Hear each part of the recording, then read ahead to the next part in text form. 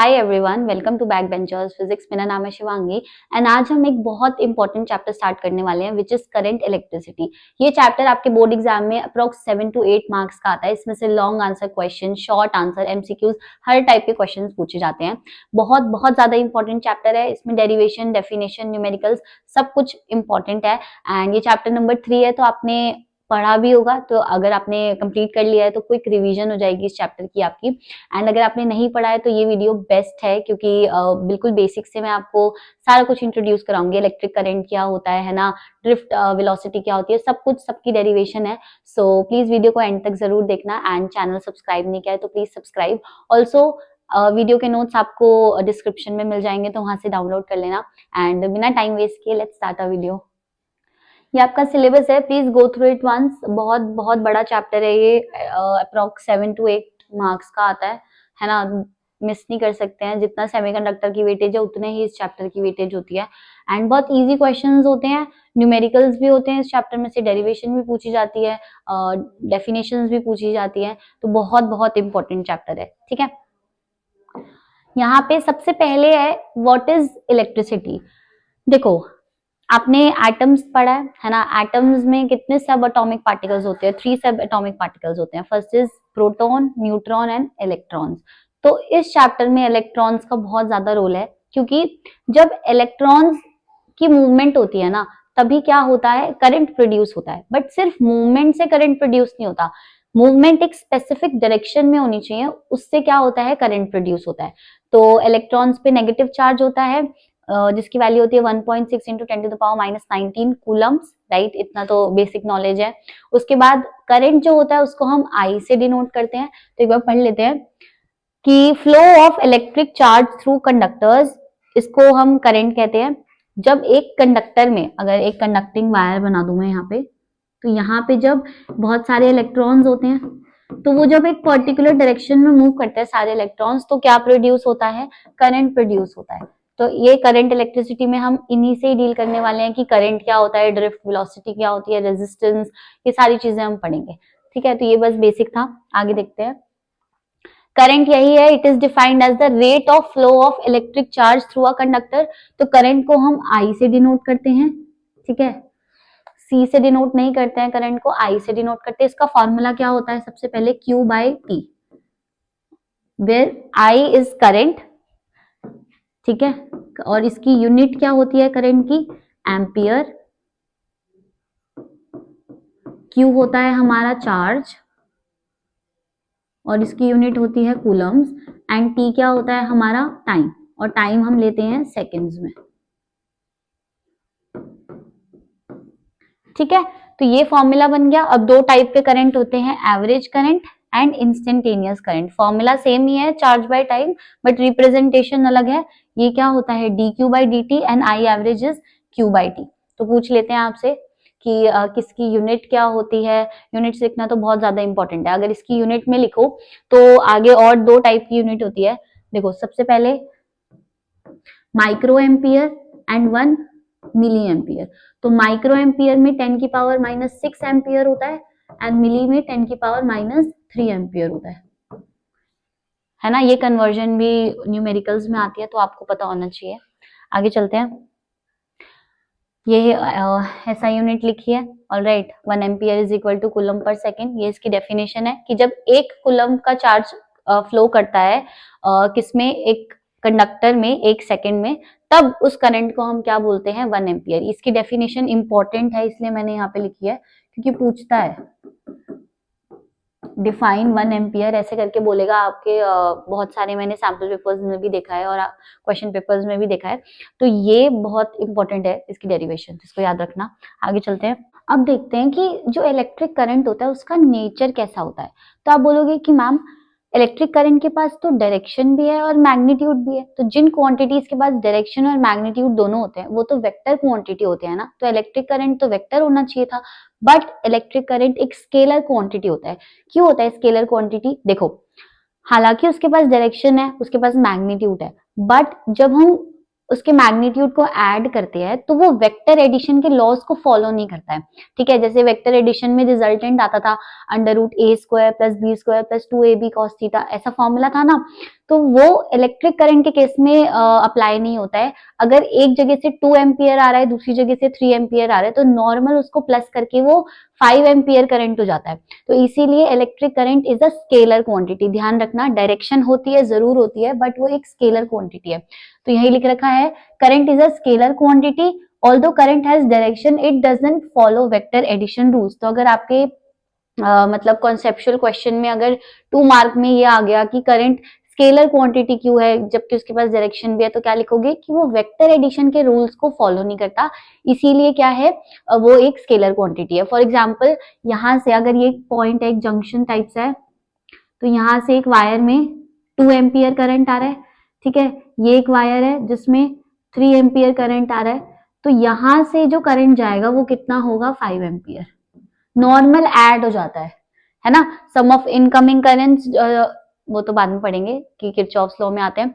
तो ये इसका नेचर है, ठीक है। आगे चलते हैं।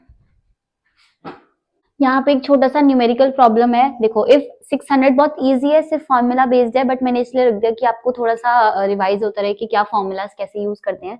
तो क्या क्वेश्चन है, if 600 Coulomb's of charge flows through a wire in 2 minutes calculate the current.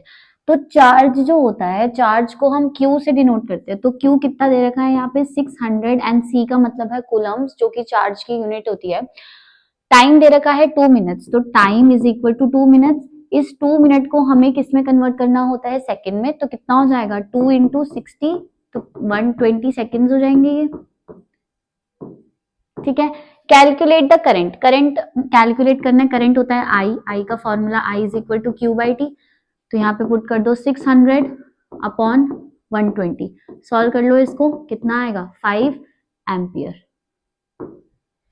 ठीक है। 12 5 60 होता है, डन। तो ये छोटा सा न्यूमेरिकल प्रॉब्लम था। आगे चलते हैं। नेक्स्ट भी न्यूमेरिकल प्रॉब्लम है, अ current of 4 ampere flows through a conductor for 5 seconds. अब इसमें करंट और टाइम दे दिया है हमें, तो हमको कितना क्या निकालना है, we have to calculate the charge. So I current is 4 amperes, time is 5 seconds. बहुत इजी है ये, तो आप कर लोगे। तो I is equal to Q by T वाला फॉर्मूला यूज करेंगे। So we have to calculate Q, Q will be I into T. What is I, 4, and what is T, 5, 20 coulombs. Unit जरूर लिखनी है, बिल्कुल भी नहीं भूलनी है ऐसा यूनिट लिखना, ठीक है। आगे चलते हैं। सो नेक्स्ट टॉपिक क्या है, charge carrier in different materials. अब बेटा, जो अलग अलग टाइप के मटेरियल्स होते हैं ना, उनमें अलग अलग चार्ज कैरियर्स होते हैं। चार्ज कैरियर का मतलब क्या है, जो कैरियर्स चार्ज को कैरी करके लेके जाते हैं आगे की डायरेक्शन में, है ना। अब ये डिफरेंट मटेरियल्स के लिए डिफरेंट होते हैं, एंड जब ये चार्ज कैरियर्स मूव करते हैं, ट्रैवल करते हैं एक पर्टिकुलर डायरेक्शन में, उसी से ही इलेक्ट्रिक करंट फ्लो होता है। तो इस टॉपिक में हमें यही पढ़ना है कि डिफरेंट मटेरियल्स में डिफरेंट चार्ज कैरियर्स आखिर कौन से होते हैं। तो सबसे पहले आता है कंडक्टर्स। कंडक्टर्स मतलब मेटल्स। हमने हमेशा से पढ़ा है कि metals are a good conductor of electricity. तो मेटल्स गुड कंडक्टर क्यों है, क्योंकि उसके अंदर फ्री इलेक्ट्रॉन्स प्रेजेंट है, बहुत सारे फ्री इलेक्ट्रॉन्स हैं। सेमीकंडक्टर की क्लास में मैंने पढ़ाया था कि जो वैलेंस बैंड से जंप करके कहाँ जाते हैं, कंडक्शन बैंड में जाते हैं। तो इसमें जो चार्ज कैरियर होंगे वो क्या होंगे, फ्री इलेक्ट्रॉन्स, ठीक है। उसके बाद इलेक्ट्रोलाइट्स आते हैं। इलेक्ट्रोलाइट्स मतलब होता है लिक्विड्स। लिक्विड्स में 2 टाइप के चार्ज कैरियर्स होते हैं, एक होते हैं कैटायंस और एक होते हैं एनायंस। कैटायंस होते हैं जो पॉजिटिव आयंस होते हैं, एंड एनायंस क्या होते हैं, जो नेगेटिव आयंस होते हैं। अब आयंस कैसे बनते हैं ये तो आपको पता है ना। जब इलेक्ट्रॉन, जब एक एटम इलेक्ट्रॉन को डोनेट करता है तो वो पॉजिटिव आयन बन जाता है, एंड जो एटम इलेक्ट्रॉन को लेता है अपना ऑक्टेट कंप्लीट करने के लिए, वो क्या बन जाता है, नेगेटिव आयन बन जाता है। तो बस यही है इसके अंदर, कैटायंस एंड एनायंस, ठीक है। उसके बाद गैसेस में क्या होते हैं, इलेक्ट्रॉन्स एंड पॉजिटिव आयंस, ये पूछते हैं आपसे। उसके बाद सेमीकंडक्टर्स, ये तो बहुत इंपॉर्टेंट है और ये आपको पता भी है, अगर आपने सेमीकंडक्टर चैप्टर, इतना बड़ा चैप्टर है तो पढ़ा होगा। तो इलेक्ट्रॉन एंड होल्स। होल्स कुछ नहीं होते, होल्स बस एक कन्वीनियंट वे होता है रिप्रेजेंट करने का, वो वैकेंसी जो इलेक्ट्रॉन्स छोड़ के जाते हैं अपने पीछे से, है ना। इलेक्ट्रॉन्स जब मूव करते हैं तो वो अपने पीछे एक वैकेंसी छोड़ के जाते हैं, जिसको हमने क्या बोल दिया, होल्स। तो इलेक्ट्रॉन्स एंड होल्स, ये 2 चार्ज कैरियर्स होते हैं सेमीकंडक्टर्स में। I think we are very clear about it. So next topic पे चलते हैं। तो उससे पहले एक समरी टेबल है। देखो, मेटल्स में फ्री इलेक्ट्रॉन्स है, इलेक्ट्रोलाइट्स में positive and negative ions and charge carrier, gases में electrons and positive ions, semiconductor में electron and holes, and insulators में नन, क्योंकि इंसुलेटर्स में तो ऑब्वियसली कंडक्टिविटी होती ही नहीं है, तो कंडक्टिविटी नहीं होती तो कोई चार्ज कैरियर भी प्रेजेंट नहीं होते हैं। तो एक बार इस टेबल को देख लेना। नेक्स्ट टॉपिक बहुत बहुत इंपॉर्टेंट टॉपिक है, very very very important. Next topic है ड्रिफ्ट वेलोसिटी। ये इस चैप्टर का one of the most important topic है। देखो, ड्रिफ्ट वेलोसिटी क्या होती है? ड्रिफ्ट वेलोसिटी होती है एवरेज वेलोसिटी, ठीक है। जैसे अगर क्या है, पहले इसकी डेफिनेशन रीड कर लेते हैं। Average velocity acquired by free electrons in a conductor due to an applied electric field.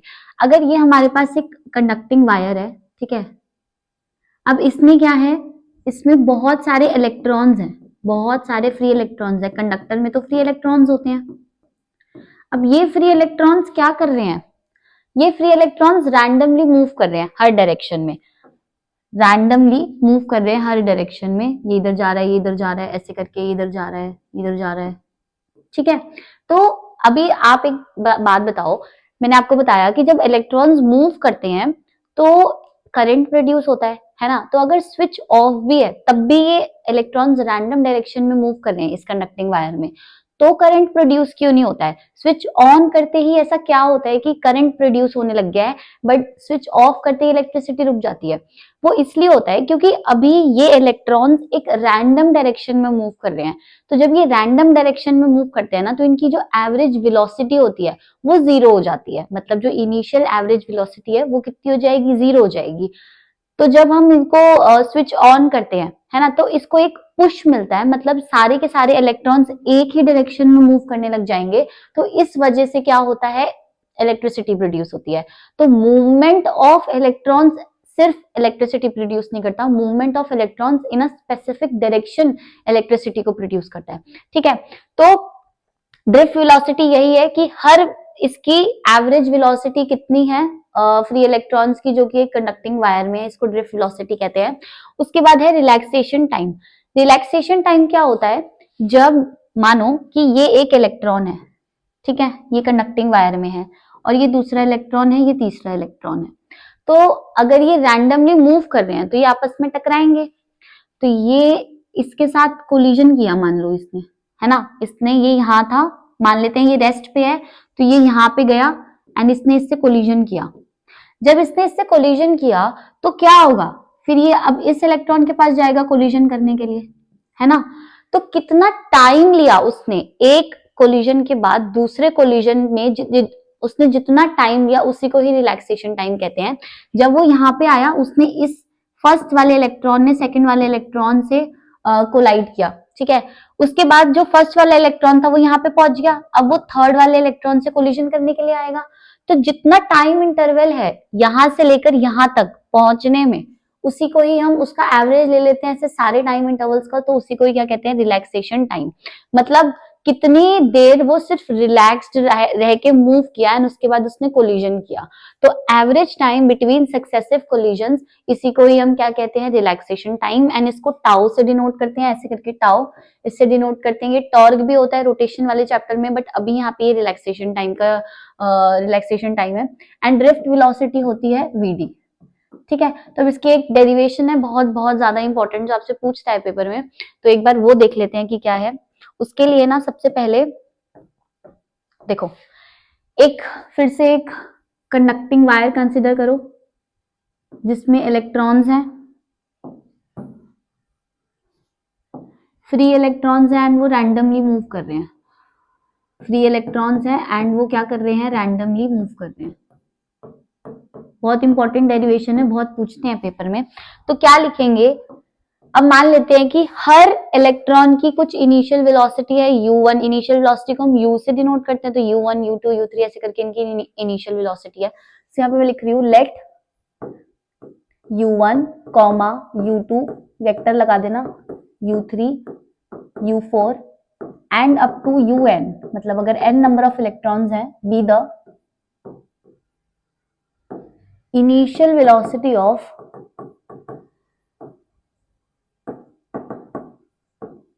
Free electrons, ठीक है। अब जब ये इनकी इनिशियल वेलोसिटी है और ये रैंडमली डायरेक्शन में मूव कर रहे हैं, तो इसका जो एवरेज होगा वो कितना होगा, 0 होगा। ठीक है, कैसे? तो क्या लिखेंगे यहाँ पे कि u1 प्लस u2, एवरेज निकालने के लिए क्या करते हैं, सबको प्लस करके जितने नंबर होते हैं उससे डिवाइड कर देते हैं अपॉन n नंबर ऑफ अगर इलेक्ट्रॉन्स थे इस कंडक्टिंग वायर में, तो ये कितना आ गया, 0। ठीक है, ये हमारी इक्वेशन नंबर 1 है। अब आपको पता है कि F is equal to M A होता है, न्यूटन के सेकेंड लॉ के according F is equal to M A, है ना। यहां से A कितना आ जाएगा, A will be F upon M, है ना। अब मान लो कि इनको, इस कंडक्टिंग वायर को हमने एक इलेक्ट्रिक फील्ड दे दी E। अगर इलेक्ट्रिक फील्ड दे दी E तो कैसे लिखेंगे उसको, ये लिखेंगे कि in the presence of N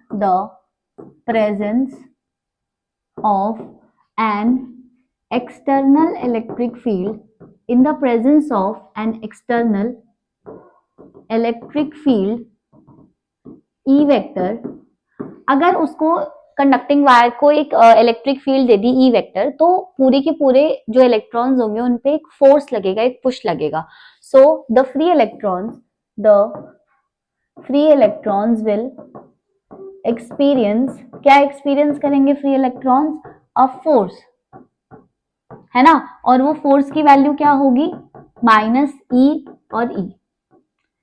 ये इलेक्ट्रिक फील्ड का हम फॉर्मूला पढ़ते हैं सेकेंड चैप्टर में, E is equal to F by Q पढ़ते हैं, है ना, सेकेंड चैप्टर में।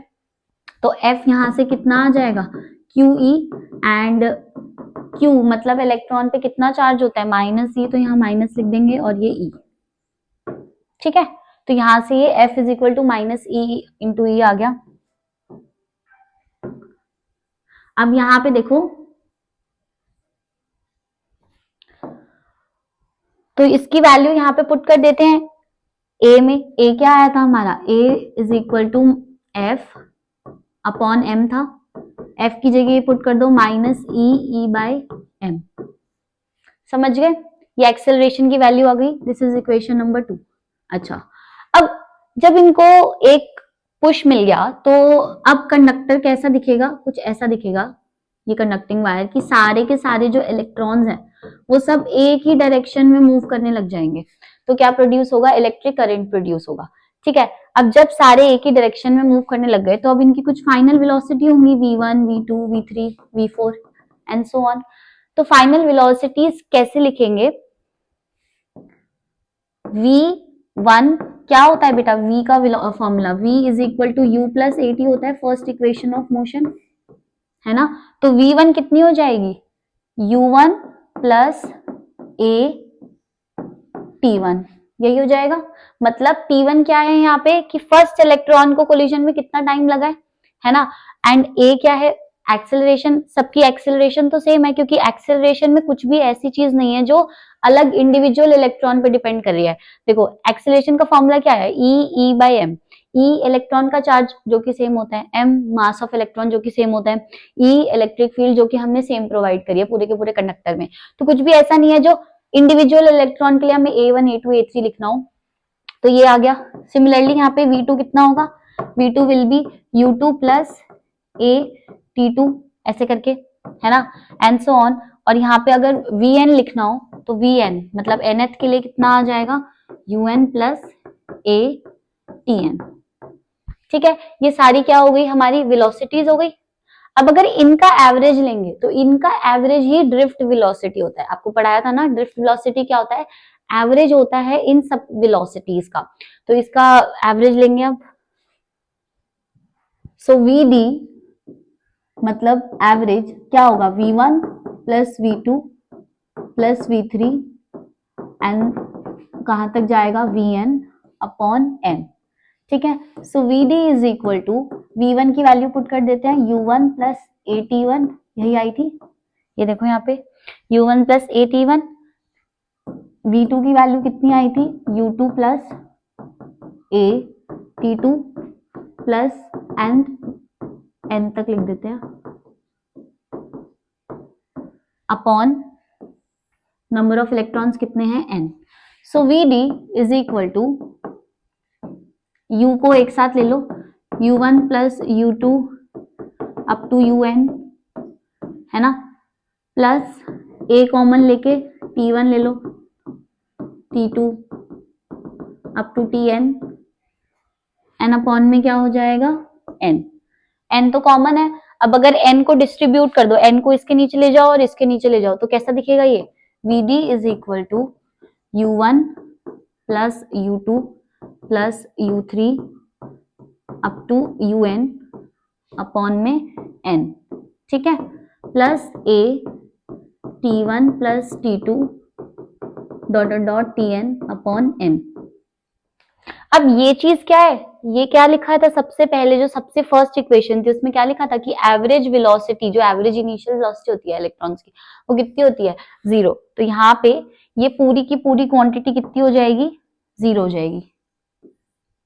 डन। तो यहां से जो vd आएगा वो क्या आएगा, vd will B a t1 plus t2 plus tn upon n। And ये क्या था, यही तो रिलैक्सेशन टाइम था हमारा। रिलैक्सेशन टाइम का फॉर्मूला क्या था, देखो, average time between successive collisions, मतलब इन जो टाइम इंटरवल्स है इनका एवरेज ही तो क्या था हमारा, रिलैक्सेशन टाइम। तो vd कितना हो जाएगा, a टाउ, है ना, टाउ रिलैक्सेशन टाइम को हमने डिनोट किया था। अब a की वैल्यू पुट कर देते हैं, a की वैल्यू क्या थी, माइनस e बाई m, और ये क्या आ गया, टाउ। तो ये फॉर्मूला बन गया हमारा किसका, ड्रिफ्ट वेलोसिटी का, मतलब रिलेशनशिप आ गया ड्रिफ्ट वेलोसिटी और रिलैक्सेशन टाइम के बीच में। तो ये क्या है हमारी ड्रिफ्ट वेलोसिटी, ठीक है, एंड टाउ क्या है हमारा, रिलैक्सेशन टाइम। आई थिंक ये क्लियर होगा। तो ये डेरिवेशन थी पूरी की पूरी, एंड ये बहुत ज्यादा इंपॉर्टेंट डेरिवेशन आपसे पूछते हैं पेपर में, ठीक है। तो आगे चलते हैं अब। सो नेक्स्ट टॉपिक है relationship between current and drift velocity. ये भी बहुत बहुत ज्यादा इंपॉर्टेंट डेरिवेशन है हमारी, तो स्टार मार्क कर लेंगे इसको भी, कुछ भी पूछ सकते हैं इसमें। जो डेरिवेशन है इस चैप्टर में बहुत ज्यादा इंपॉर्टेंट है। सो relation between current and drift velocity कैसे करते हैं हम, अभी हमने इलेक्ट्रिक फील्ड दी थी कंडक्टर के एंड्स पे, अब हम क्या करते हैं, एक पोटेंशियल डिफरेंस सेटअप करते हैं। तो यहाँ पे क्या लिखेंगे हम, suppose a potential difference, suppose a potential difference, इसको पूरा ही लिख देती हूँ मैं,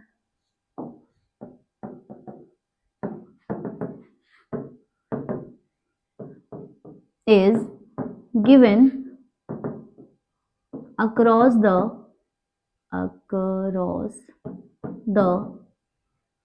length of the, या across the length of the conductor, मतलब हमने कंडक्टर को एक पोटेंशियल डिफरेंस दिया और वो पोटेंशियल डिफरेंस है v। तो बेटा अगर ये हमारी कंडक्टर है, ठीक है, और ये कंडक्टर की लेंथ l है, और हमने इसको एक बैटरी के साथ कनेक्ट कर दिया जो पोटेंशियल डिफरेंस है v, तो electric field and potential difference के बीच में क्या रिलेशनशिप होता है, इलेक्ट्रिक फील्ड होती है E is equal to V by L.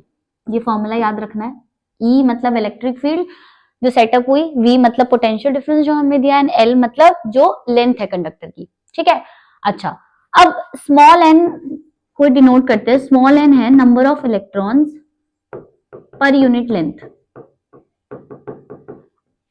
मतलब पर यूनिट लेंथ में अगर नंबर ऑफ इलेक्ट्रॉन्स n है तो पूरे के पूरे इस लेंथ में कितने इलेक्ट्रॉन्स होंगे, नंबर ऑफ इलेक्ट्रॉन्स अगर पर यूनिट लेंथ या पर यूनिट वॉल्यूम, इसको लिखना ज्यादा सूटेबल रहेगा, पर यूनिट वॉल्यूम में नंबर ऑफ इलेक्ट्रॉन्स अगर n है तो पूरी की पूरी वॉल्यूम में कितने होंगे, कैसे करेंगे कि इस स्मॉल n को पूरी वॉल्यूम से मल्टीप्लाई कर देंगे। तो अगर इसका एरिया a है एंड इसकी लेंथ l है तो वॉल्यूम क्या बन जाएगी इसकी, थोड़ा सा ट्रिकी होगा ये समझने में। सो नंबर ऑफ, या फिर total number of electrons in the conductor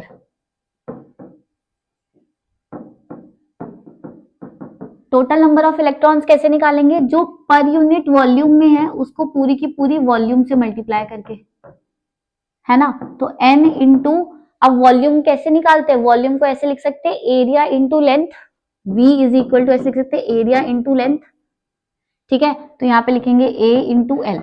so यहाँ पे जो total number of electrons n आ गए वो कितने आ गए? NaL, ठीक है।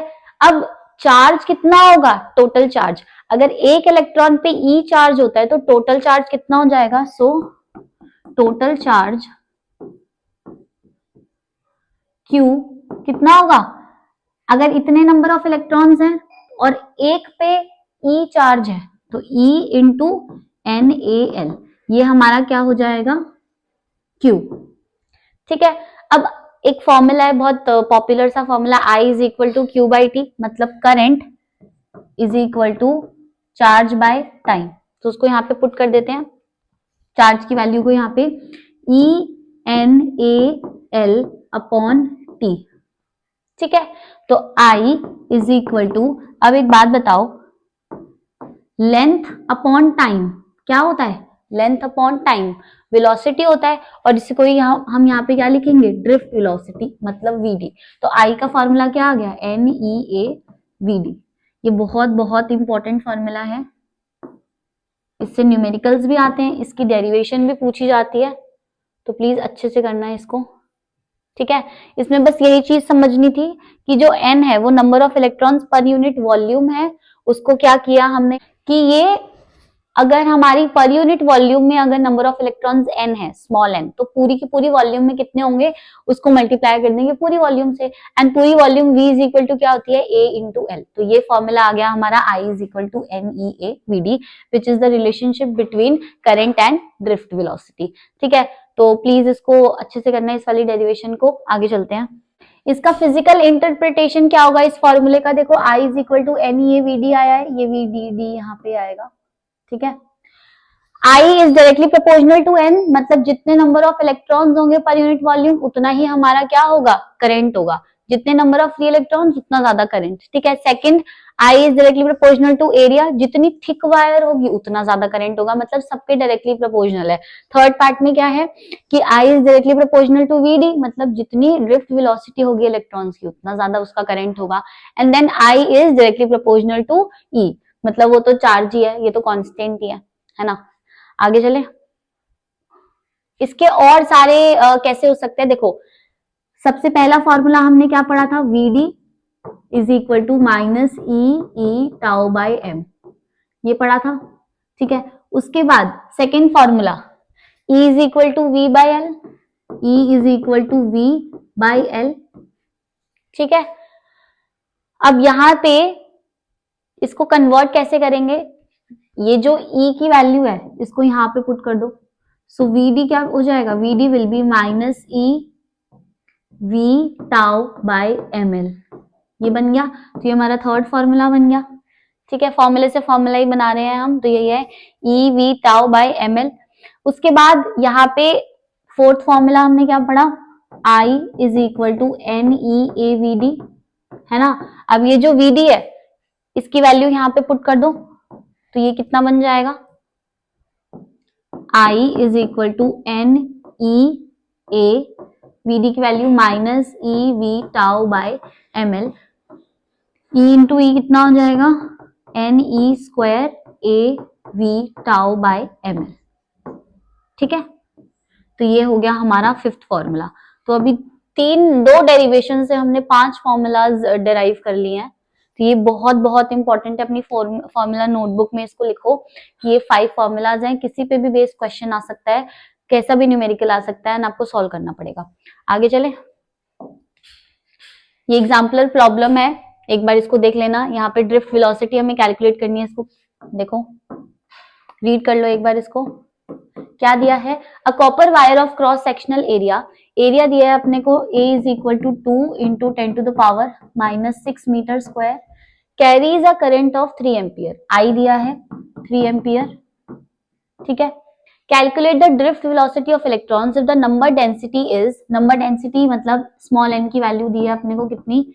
8.5 इंटू 10 टू द पावर 28। फटाफट से वीडियो को पॉज करके इसको सॉल्व करो एंड मैच करना आंसर। देखो ड्रिफ्ट वेलोसिटी कैलकुलेट करनी है वीडी, तो आई का फॉर्मूला क्या होता है, आई इज इक्वल टू, अभी हमने करा N E A V D, we have to calculate drift velocity, तो क्या हो जाएगी आई अपॉन एन ई ए। ठीक है, करंट की वैल्यू कितनी दी है 3, number density 8.5 into 10 to the power 28, E charge of electron कितना होता है 1.6 into 10 to the power minus 19, A मतलब area 2 into 10 to the power minus 6। ठीक है, जब आप इसको सॉल्व करोगे तो ये कितना आएगा 0.11 मिलीमीटर पर सेकेंड, बहुत बहुत कम है ना, मिलीमीटर्स की रेंज में आ रही है। तो इसको सॉल्व कर लेना एक बारी एंड मैच कर लेना अपना आंसर। ऑलराइट, आगे चलते हैं। So next and last question हमारी क्लास का क्या है कि an electron in a conductor has drift velocity 5 into 10 to the power minus 4 metre पर सेकेंड। तो ड्रिफ्ट वेलोसिटी अपने को कितनी दी है वीडी, ड्रिफ्ट वेलोसिटी होती है which is 5 into 10 to the power minus 4 metre पर second under an electric field of 100 volt per metre. तो इलेक्ट्रिक फील्ड ई की वैल्यू कितनी दी है 100 volt per metre. Calculate the relaxation time if mass of electron कितना given है m is equal to 9.1 into 10 to the power minus 31 kg। तो क्या calculate करना है बेटा relaxation time, drift velocity and relaxation time का फॉर्मूला क्या है अपना vd इज इक्वल टू, अभी डिराइव कराया था ई टाउ बाय एम, यहाँ माइनस साइन ले सकते हैं बट उसकी जरूरत नहीं है क्योंकि हमें तो सिर्फ मैग्नीट्यूड चाहिए टाइम का।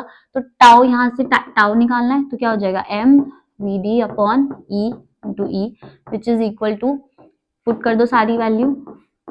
ठीक है 31 1 ऊपर जाएगा ना।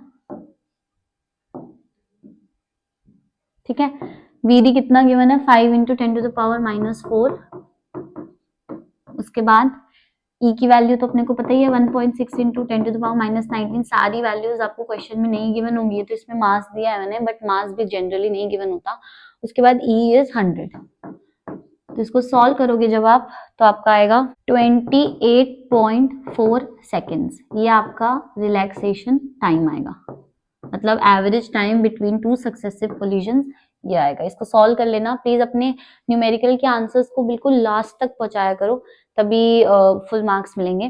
सो इतना ही था आज की वीडियो में। नेक्स्ट वीडियो में हम रेजिस्टेंस के बारे में पढ़ेंगे, रेजिस्टिविटी पढ़ेंगे है ना, और करंट डेंसिटी, बहुत सारी डेरिवेशंस एंड डेफिनेशंस करेंगे। सो अगर वीडियो पसंद आया तो please like share and subscribe and मिलते हैं नेक्स्ट वीडियो में। Thank you.